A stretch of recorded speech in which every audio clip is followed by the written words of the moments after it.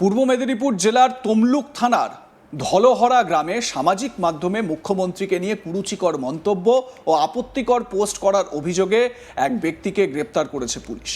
ধৃত ব্যক্তির বিরুদ্ধে অভিযোগ, তিনি ফেসবুক সহ বিভিন্ন সামাজিক মাধ্যম প্ল্যাটফর্মে মুখ্যমন্ত্রীকে লক্ষ্য করে গালিগালাজ ও বিদ্বেষমূলক মন্তব্য পোস্ট ও লাইভ করেছিলেন। এই ঘটনায় স্থানীয় থানায় স্বতঃপ্রণোদিত মামলা দায়ের করা হয় এবং তদন্তে নেমে পুলিশ অভিযুক্তকে তার গ্রামের বাড়ি থেকে গ্রেপ্তার করে আদালতে পেশ করে। ঘটনার পর আদালত তাকে পুলিশি হেফাজতে পাঠানোর নির্দেশ দেয়। এই ঘটনাকে ঘিরে এলাকায় যেমন আলোচনা শুরু হয়েছে, তেমনি সামাজিক মাধ্যমে মত প্রকাশের সীমা নিয়ে নতুন করে বিতর্কও তৈরি হয়েছে। শুরুতেই সেই বিতর্কিত মন্তব্যটি শুনে নেওয়া যাক। শেখ আব্দুল নামে ধৃত ব্যক্তির কি বক্তব্য শুনুন। বলছিস মুসলিম, ওখানে নামাজ পড়তে পারবে নি, এখানে এ করতে পারবে নি। হ্যাঁ, এক কাজ কর, ফোন লাগাবে আমাকে 999039 ফোন লাগাবে, ঠিক আছে? আর শুভেন্দু, একটা কথা বলছি, শোন, 5,000 টাকা চুরি করেছিস, 5,000 টাকা মনে আছে? তোকে অ্যাড্রেস বলে দেবো, অফিস তোর বাপের নয়। চুরি করবি তোরা, আসলে হিন্দু মুসলিম কেন বে? দেশের পেট্রোলের আছে, সেটা বাঁচা গে।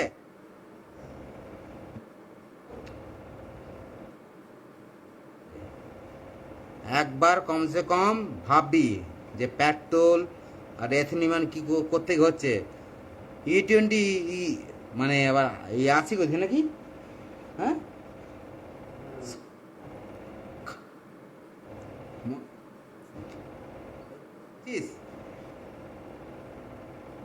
দেশের ছেড়ে দিয়েছে,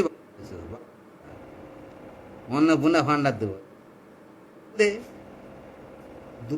পেকে গেছে, নিবি কি? দাঁড়ি বাড়ি পেকে গেছে, জেলে ভরে আমাকে মারবি ছেলে?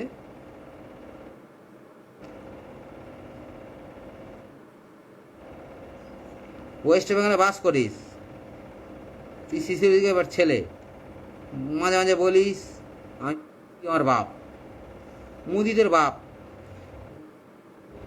আবার তোর বাপ মোদি, তোর বাপ মোদি, আবার সে বলে ইসরায়েলকে বলে সে আমার বাপ।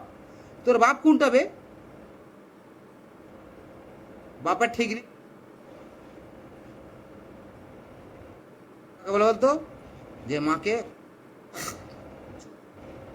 বলে দাও। হ্যাঁ,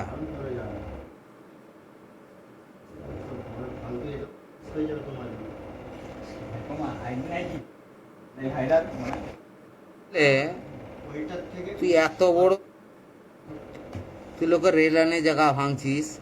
রেল লাইনে কাকে দিবি? আমি জানি কাকে দিবি, আড়ানিকে। আড়ানি মানে রেল কিনছে কিনা, তাকে দিবি তুই ছেলে। শিশি বেটা,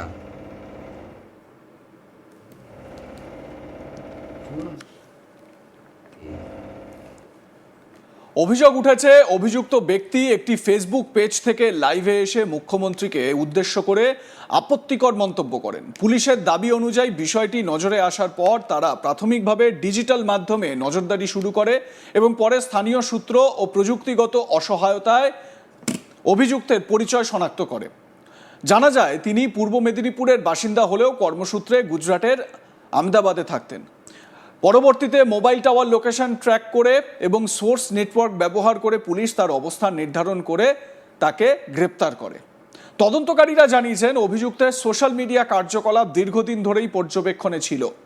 নির্বাচনী সময় থেকে শুরু করে পরবর্তী সময়েও তিনি বিভিন্ন রাজনৈতিক মন্তব্য পোস্ট করতেন বলে অভিযোগ উঠেছে।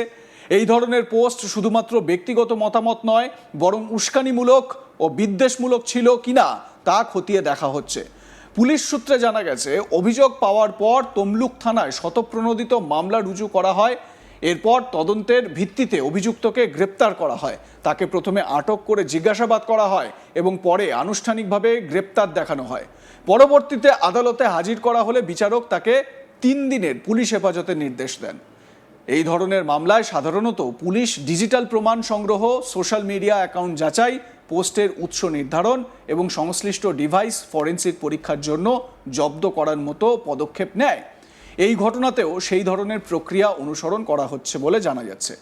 তদন্তকারীদের দাবি, অভিযুক্তের সোশ্যাল মিডিয়া পোস্টগুলোর উৎস, উদ্দেশ্য এবং এর পেছনে কোনো সংগঠিত পরিকল্পনা আছে কিনা তা খতিয়ে দেখা হচ্ছে।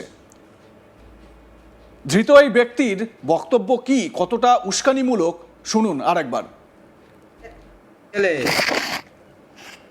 বলছিস মুসলিম, ওখানে নামাজ পড়তে পারবে নি, এখানে এ করতে পারবে নি। হ্যাঁ, এক কাজ কর, ফোন লাগাবে আমাকে 999039, ফোন লাগাবি, ঠিক আছে?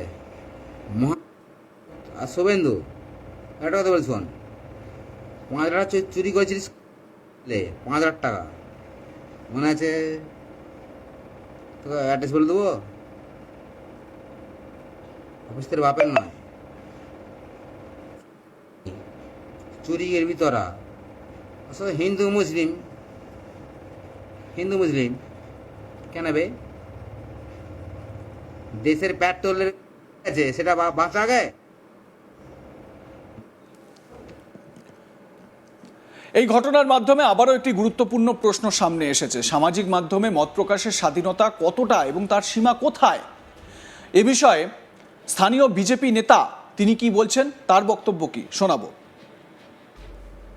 আমরা শুনলাম যে তমলুক থানার উদ্যোগে গতকাল এক দুষ্কৃতী, যার বাড়ি ধলরা এলাকায়, নাম আব্দুল গনি বলে শুনেছি, যিনি গত বিধানসভা নির্বাচনের প্রাক মুহূর্ত থেকে বিধানসভা নির্বাচনের পরবর্তী সময়কাল পর্যন্ত জননেতা তথা আমাদের রাজ্যের জনপ্রিয় মুখ্যমন্ত্রী শুভেন্দু অধিকারী মহোদয়কে সামনে রেখে নানাবিধ কুরুচিকর মন্তব্য করে সোশ্যাল মিডিয়াতে সাধারণ মানুষজনকে বিভ্রান্ত করছে।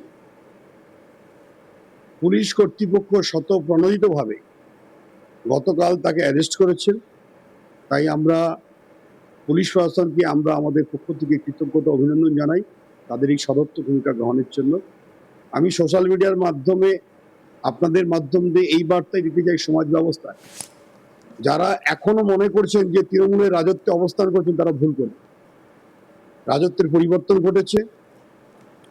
জনপ্রিয় মুখ্যমন্ত্রী শুভেন্দু অধিকারী মহোদয়ের নেতৃত্বে রাজ্য পরিচালিত হচ্ছে। সারা বাংলার উন্নয়ন যেমন উত্তরোত্তর এগিয়ে যাওয়ার লক্ষ্যে তার এক এক ভূমিকা সারা বাংলার মানুষকে মোহিত করছেন। আপনাদের মতামত কি এ বিষয়ে জানান, দেখতে থাকুন আজ তাক বাংলা।